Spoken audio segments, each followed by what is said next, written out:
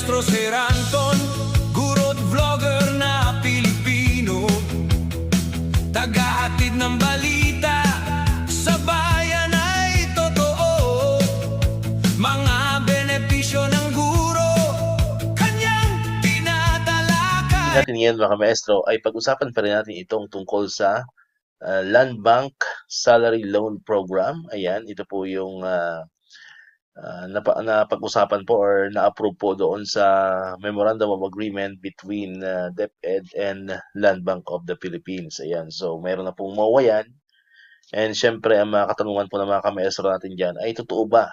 Ano po, totoo ba yung nag-circulate sa social media nitong mga nakarang araw na mag-o-offer nga po ng 10-year loan term. Ano po itong Land Bank of the Philippines. Ayan. Ibig sabihin ay papahabain po no, yung loan term. Ayan.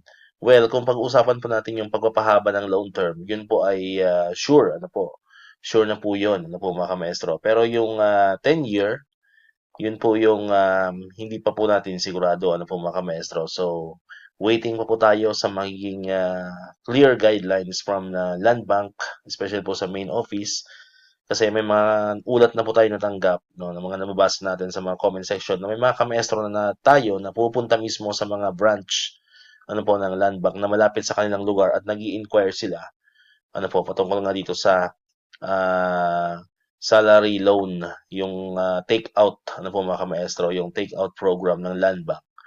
Na kung saan ay hindi pa rin masagot ano po ng mga land bank branches ano po mga kamaestro sapagkat sila po ay nag-iintay pa rin doon sa guidelines po na ipapalabas po ng main office. Ayan. So, pagdating po dito sa 10-year loan term, yun po ay hindi pa po natin masasagot ng may kasiguraduhan ano po mga kamaestro kasi nga ay inaantay pa po natin yung guidelines ano po mga kamaestro. Pero ang sure po diyan ay papahabain ano po kasi alam ko nandoon yan sa MOA eh.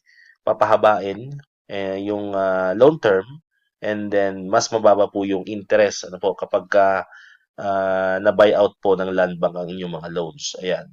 Pero ito po ay kiklear lamang po natin ano po doon sa unang program ng Land Bank yung salary loan take out program ay para lamang po yun doon sa mga garnished account. So sila po ang priority, ano po mga kamaestro. So kung hindi ka po kabilang sa garnished account, ay hindi ka po mapapasama dito sa salary loan take-out program na ito mga kamaestro. Na isa po sa first o sa kabilang po yan sa first option po or sa first program ano po na inoffer po ng Land Bank of the Philippines. So hindi po tayo qualified ano po pag hindi po tayo garnished account kasi ito po ay para lamang po doon sa close to 1,000 na public school teachers na mayroon pong garnishment ano po and syempre ang tanong naman diyan what if sumobra no sumobra pa sa 1,000 yung may garnished account and so sa tingin po natin ay baka i-accommodate naman yan pero siguro yung first batch is yung binabanggit po ng Land Bank na close to 1,000 public school teachers so kumbaga baka ano yan baka first come first serve basis ano kasi nga inaantay pa natin yung guidelines ito po yung opinion lamang po natin.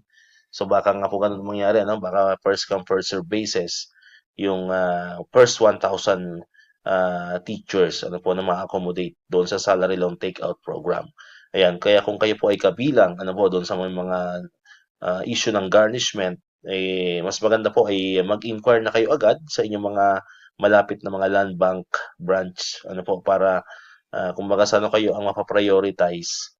Ayan, pagka nag-start na po silang mag-accept ng mga applicants and mag-process ano po itong salary loan take-out program nito mga kamaestro. Ngayon, ang tanong naman ng iba, what if hindi naman kayo kabilang sa mga garnished account ano po mga kamaestro. So, pwede pa rin naman kayo mag-avail nitong salary loan program na ito. Doon po kayo sa second option, ito yung enhanced salary loan program na kung saan ay open po ito para sa lahat ng mga qualified personnel ng DepEd, hindi lamang po yung mga garnished account. Ano po, open for all teachers na qualified.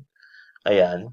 Basta kahit hindi pa kayo kasama sa garnished account, ay pwede po kayo doon sa option 2. Ano po, ang pinagkaiba naman nun, yun po ay hindi siya buyout, no?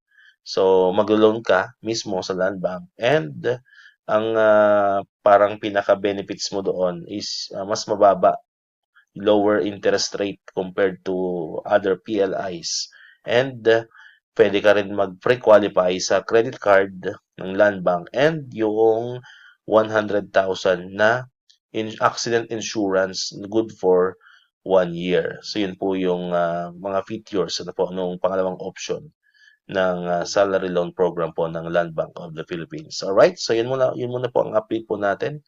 Ayan.